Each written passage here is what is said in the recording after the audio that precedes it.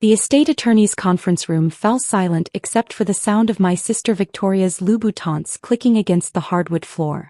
She circled the table like a shark, her designer suit probably worth more than most people's monthly rent. At 34 she'd built her image carefully. Harvard Law partner at Chin and Associates by 30, the golden child who could do no wrong. I sat quietly in my simple black dress from Target, no jewelry except Grandpa's old watch. To everyone in that room I was exactly what Victoria said, the embarrassment.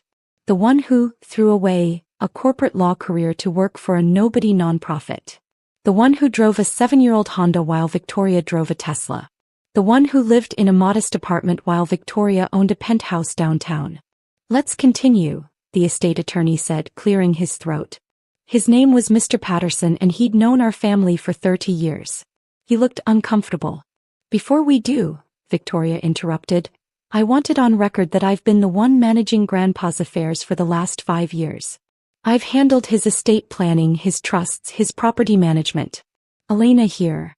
She gestured dismissively at me, visited him maybe twice a year.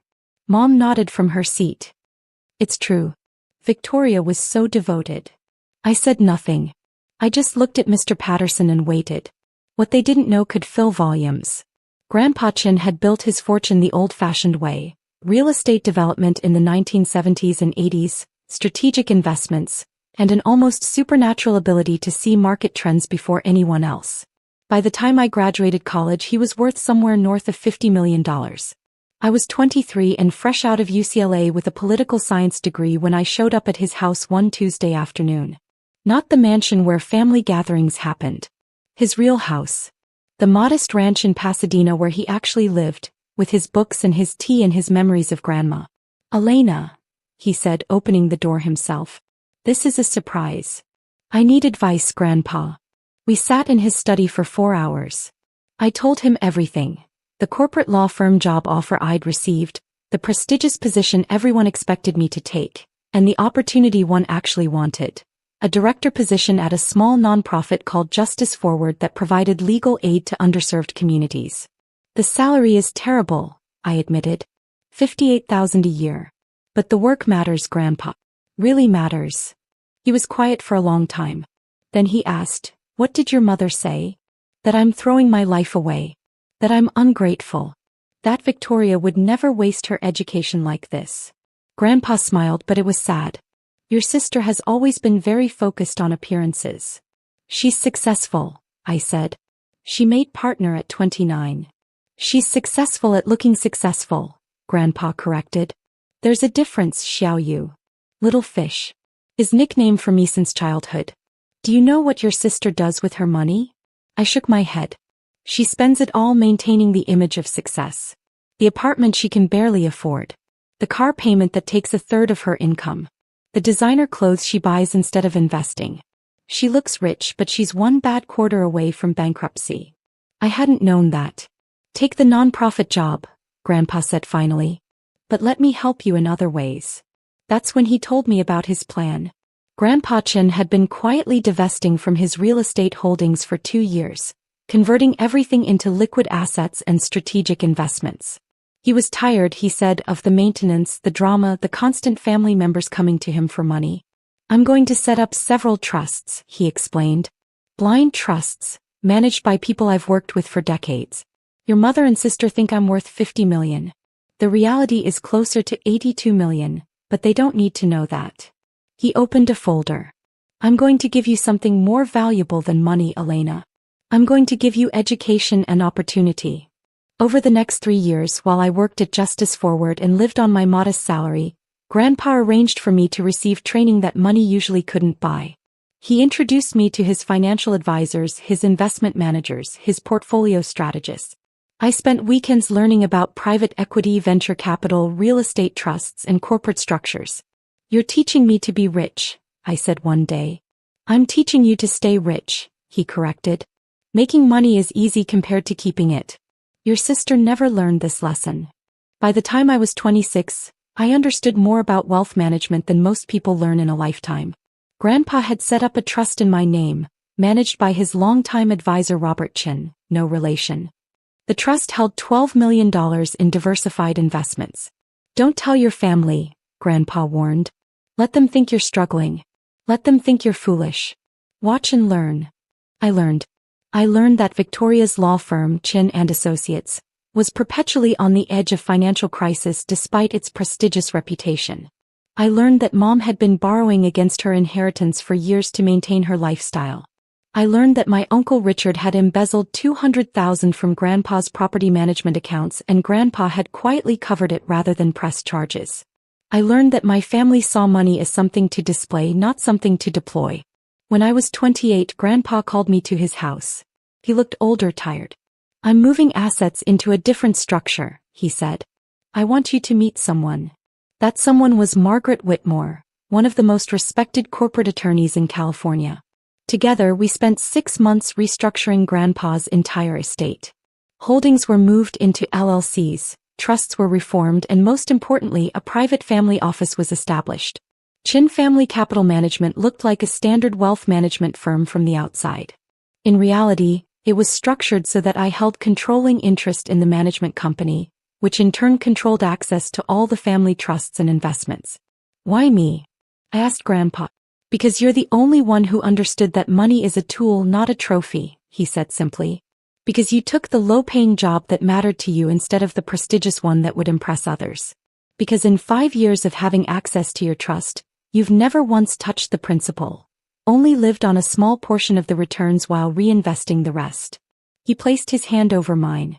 Because you visit me every Tuesday, Xiaoyu, not because you want something but because you want to play xiangqi and drink tea. I had been visiting every Tuesday for 5 years. Victoria visited quarterly, always with an agenda. Grandpa died on a Thursday morning in March, 3 weeks after his 87th birthday. I was with him. Victoria was in depositions. Mom was at a spa retreat in Palm Springs. The funeral was everything you'd expect. Tasteful, expensive, crowded with people who claimed to love him but hadn't visited in years. Victoria gave a moving eulogy about devotion and family legacy. I sat in the back and said nothing. Now 6 weeks later we were at the will reading. Mr. Patterson opened the formal will documents. Mr. Chen's estate is structured in several components. First, the Pasadena residence and its contents. That should go to me, Victoria interrupted. I managed all his properties. Mr. Patterson continued as if she hadn't spoken. Are left to his granddaughter Elena Chin, along with all personal effects, books and family heirlooms. Victoria's smile tightened but she waved it off. Fine. The sentimental items. Elena always was emotional. The investment accounts and trusts, Mr. Patterson continued, are structured through Chin Family Capital Management, a family office established in 2019. Control and management of this entity is split between the heirs, Victoria finished confidently. I've seen the structure. Mom gets 40%, I get 40%, Elena gets 20% as the consolation prize. Mr. Patterson looked at her steadily. That is incorrect. Ms. Elena Chin holds 100% controlling interest in Chin Family Capital Management, including all voting rights and distribution authority. The room went very still. That's impossible, Victoria said flatly. I have the documents here, Mr. Patterson said, sliding a folder across the table. Victoria grabbed it, flipping through pages, her face going progressively paler. This can't be right. This makes her. She controls approximately $78 million in assets, yes, Mr. Patterson confirmed. Your grandfather restructured his estate over a 5-year period. Ms. Elena Chin was appointed as the manager and primary beneficiary, with provisions for distributions to other family members at her discretion. Mom finally spoke. At her discretion? Elena's discretion? That is correct. Victoria stood up so fast her chair fell backward. This is fraud. This is undue influence. Elena obviously manipulated him. Miss Chin, Mr. Patterson said firmly, I have documentation of every meeting, every decision, every legal consultation spanning 5 years. Your grandfather was of completely sound mind, and multiple independent attorneys and physicians can testify to that. Furthermore, Elena was explicitly not present for most of the decision-making meetings. She was simply named as the recipient. Why? Victoria demanded, looking at me for the first time. Why you? I met her eyes. Because I visited every Tuesday for 5 years and never once asked for anything. This is insane. Victoria spun to Mom. We can contest this. We can. Actually, I said quietly, you can't. Grandpa included a contest clause. Anyone who challenges the will forfeits all discretionary distributions. Forever. Victoria's face went from pale to red. You manipulative little. That's enough, Mr. Patterson said sharply. But Victoria wasn't done. She turned on me and I saw something ugly in her face that had probably always been there, just hidden under the polished exterior. You're the family embarrassment who wasted Grandpa's love, she declared, loud enough that people in the next office probably heard. I built a real career. I became a partner. I manage multimillion-dollar accounts. What have you done? You work at some pathetic nonprofit making poverty wages, living in your sad little apartment, driving your sad little car. And now you think you're going to manage $78 million? You'll bankrupt the family within a year. Mom was nodding. Victoria's right. You don't have the education for this, Elena. You don't have the experience. This is absurd. I looked at my sister. Really looked at her. The designer suit that cost more than I made in a month at Justice Forward. The confidence that came from never being told no. The absolute certainty that success meant looking successful. Interesting, I said. I pulled out my phone. Opened my email. Found my general counsel in my contacts. Yes, I had a general counsel. Victoria didn't know that, and composed a message while everyone watched. To Margaret Whitmore, General Counsel, Chin Family Capital Management. Subject: immediate contract termination. Margaret, please terminate the Chin and Associates retainer agreement effective immediately. Cancel all pending payments. The $1.5 million annual contract is dissolved as of today. Forward all files to our new external legal counsel. Elena. I hit send. What did you just do? Victoria asked, her voice dangerous. Nothing important, I said calmly. Victoria's phone rang. She glanced at the screen and her face changed. It's Gerald. The managing partner. I need to. Answer it, I said. I insist. She stepped into the hallway. Through the glass walls, we could see her face as she listened. Confusion. Then panic. She came back into the room 30 seconds later. What did you do? She whispered. I terminated a contract, I said simply. Chin Family Capital Management has been Chin and Associates' largest client for 3 years. We paid you a $1.5 million annual retainer plus hourly fees for various services. That relationship just ended. Victoria's mouth opened and closed. You're CFO? Close. I'm the managing director. Have been since it was founded in 2019. You never asked who controlled it because you assumed it was some outside management firm. It wasn't. Mom was staring at me like I was a stranger. Elena, you work at a nonprofit. I do, I agreed. I'm the executive director of Justice Forward. We've grown from a staff of 8 to a staff of 42 under my leadership. Last year we helped over 3,000 clients. My salary is $78,000 a year and I love my job. But the management company is separate. Grandpa taught me something important. You can do meaningful work and still be financially sophisticated. They're not mutually exclusive. I've been managing family assets since I was 26. I just never felt the need to tell you. Victoria found her voice. You've been lying to us for 5 years. No, I corrected. You made assumptions. I never confirmed or denied them. When you said I was poor, I didn't argue. When you said I was wasting my life, I didn't correct you. I just kept visiting Grandpa every Tuesday and learning everything he wanted to teach me. This is unethical, Victoria hissed. You manipulated an old man. I played xiangqi with him, I interrupted. I drank tea with him. I listened to his stories about Grandma. I never asked for a single dollar. Meanwhile, you billed him $850 an hour for estate management and charged the family office for services we never needed. Should I tell Mom how much you've made off Grandpa in the last 3 years? Victoria went silent. $240,000, I said, looking at Mom. In legal fees. Most of which were unnecessary. Grandpa knew. He paid them anyway because he didn't want family drama. But he also made sure that when he died, the bleeding would stop. I stood up, gathering my bag. Mr. Patterson, Please send me the complete estate documents. Mom Victoria, you'll continue to receive monthly distributions as outlined in Grandpa's wishes. They're generous. Assuming you don't contest the will. How generous? Mom asked quietly. $15,000 a month for life, adjusted for inflation. Plus all your current housing costs covered. It's more than fair. Victoria was staring at her phone, where presumably more messages were arriving. You're destroying my career. No, I said. I'm terminating a contract. Your firm will survive. Whether you survive at your firm is between you and Gerald. I walked to the door, then paused. For what it's worth, Victoria, you are successful. You're a good attorney. You just never learned the difference between looking wealthy and being wealthy. Grandpa tried to teach you. You were too busy impressing clients to listen.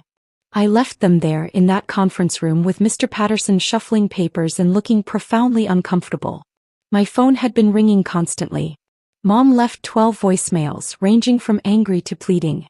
Victoria sent a series of texts that started with threats and ended with apologies.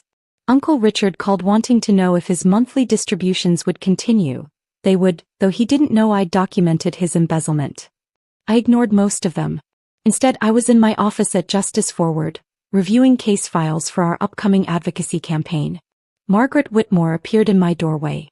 You have a visitor. Victoria stood behind her, looking smaller somehow. No power suit today, just jeans and a simple blouse. Her eyes were red. 5 minutes, I said. Margaret left us alone. Victoria sat down across from my desk, looking around at the modest office with its second-hand furniture and walls covered in photos of clients we'd helped. I got suspended, she said finally. Pending review. Gerald says losing the CFO account means they have to restructure. 3 associates are being let go. My partnership position is under evaluation. I waited.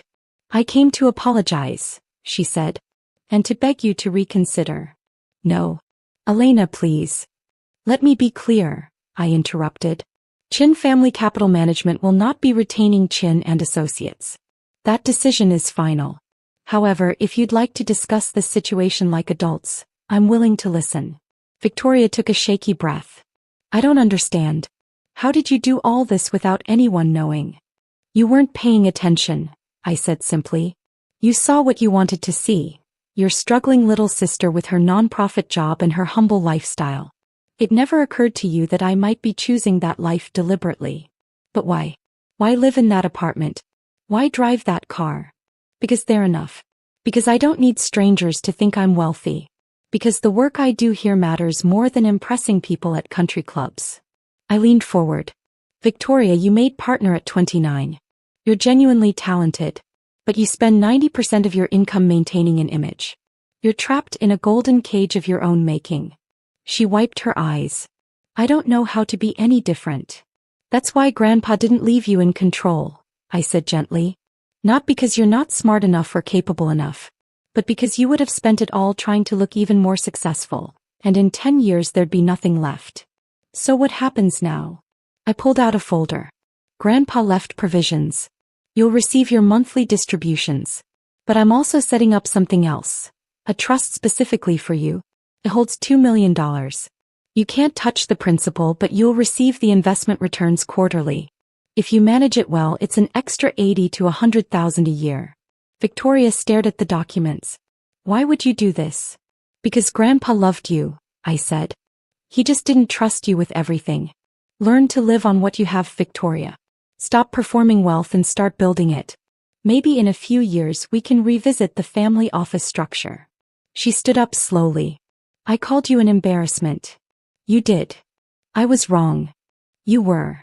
She moved toward the door, then turned back. Tuesday visits. That's all it took. That's all it took, I confirmed. Just showing up. Consistently. Without an agenda. After she left, Margaret came back in. That was generous. It's what Grandpa would have wanted, I said. Besides, family is complicated. Speaking of which, your mother is calling again. I looked at my phone. 17 missed calls. Let her wait. I have a brief to review for the Martinez case. Margaret smiled. The one where we're challenging the unfair eviction practices? That's the one. Mrs. Martinez has been fighting for 8 months. I'm not letting her lose now. Because that was the thing Victoria never understood. Success wasn't about the title or the car or the apartment. It was about going to bed knowing you'd done something that mattered. It was about helping Mrs. Martinez keep her home, about training new attorneys in public interest law, about using resources to create opportunity for others. Grandpa had given me $78 million not because I wanted it, but because he knew I'd use it the way he would have. Strategically, thoughtfully, and always in service of something larger than myself. The family settled into a new rhythm. Mom accepted her monthly distributions and, surprisingly, started volunteering at a senior center. She called me twice a week now, actually asking about my work instead of criticizing it. Victoria remained at Chin and Associates, though no longer as a full partner. She'd downsized her apartment, sold the Tesla, and started actually saving money. We had lunch once a month. It was awkward at first but getting easier. Uncle Richard tried to contest the will anyway despite the warnings. He was promptly cut off from all distributions. Last I heard he was working as a consultant and finally learning to live within his means. As for me, I was still at Justice Forward, still driving my Honda, still living in my modest apartment. But now I also served on 3 nonprofit boards, funded scholarships for first-generation college students, and made strategic investments in companies working on affordable housing solutions. Chin Family Capital Management's assets had grown to $86 million. We were doing well. More importantly, I was doing meaningful work. Every Tuesday evening I went to Grandpa's house, my house now, and sat in his study. I'd make tea the way he taught me, set up the xiangqi board and play against myself, thinking through moves the way we used to. The house still smelled like his books and his tea. I hadn't changed anything. On the wall, I'd framed something he wrote me in his last letter, delivered by Mr. Patterson after the will reading. Xiao Yu, true wealth is not what you own but what you do with what you've been given. You learned this when others could not. Use this gift wisely, generously, and always remember, the best inheritance is not money, but the wisdom to handle it with grace. I am proud of you. I have always been proud of you. Yay. I read it every Tuesday, drank my tea and made my moves on the xiangqi board. Victoria had called me the family embarrassment. Turned out I was the family legacy. And that made all the difference.